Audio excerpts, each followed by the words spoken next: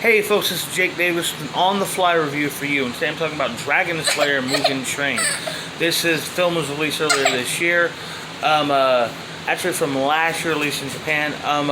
This is based on a Japanese comic book, a Japanese cartoon series. Yes, comic book, I don't say manga, and I don't say graphic novel.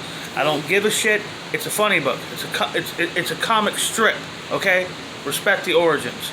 Now, granted, I wouldn't expect to see, a few strips of Watchmen right under Wizard of Id, but I would damn sure read it before I read Doonesbury. Anyhow, the whole concept of this film is that we got our hero, the Dragon Slayer, and his team are going onto a train full of people who are all caught in like this deep Freddy Krueger dream trance, where this demon is using the train to basically harness all these souls to hell, where he can feast on them, and the Dragon Slayer has to save these people.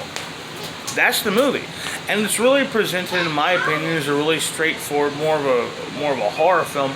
Yes, there's your wacky anime kind of stuff that, if you know me, I don't really care for anime all that much. I mean, I will give some things a shot. I very much enjoyed Attack on Titan, and I think Akira is a bona fide classic.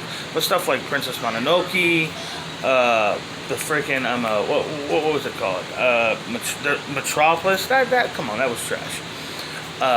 Anyhow, as far as this movie goes, I really enjoyed it. I thought it was very fun and incredibly engaging, and even surrealist, and did a very good job, without knowing anything about these characters, the backstory, of presenting them and the world in a way that you could just drop right in and understand what's going on. Pretty much in the first 15 minutes of this movie, you're given the setup of who our heroes are, what their motivations are, and why they're here.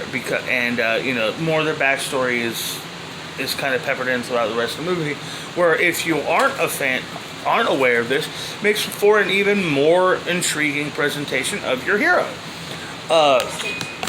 Ultimately, my problem with this movie is what I have with most anime action shows and films in general, is that the fight scenes are far too drawn out.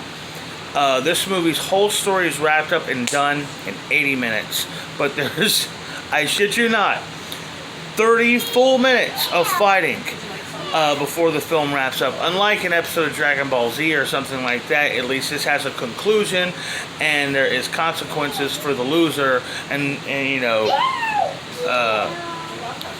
whatnot. Anyhow, overall, I would give Dragon Slayer 3.5 stars. I enjoyed it very much while it was on.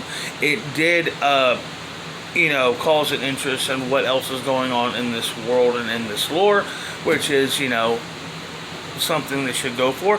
And but to me, the third act just dragged on and was so typical, and just kind of kept this movie from being great, in my opinion.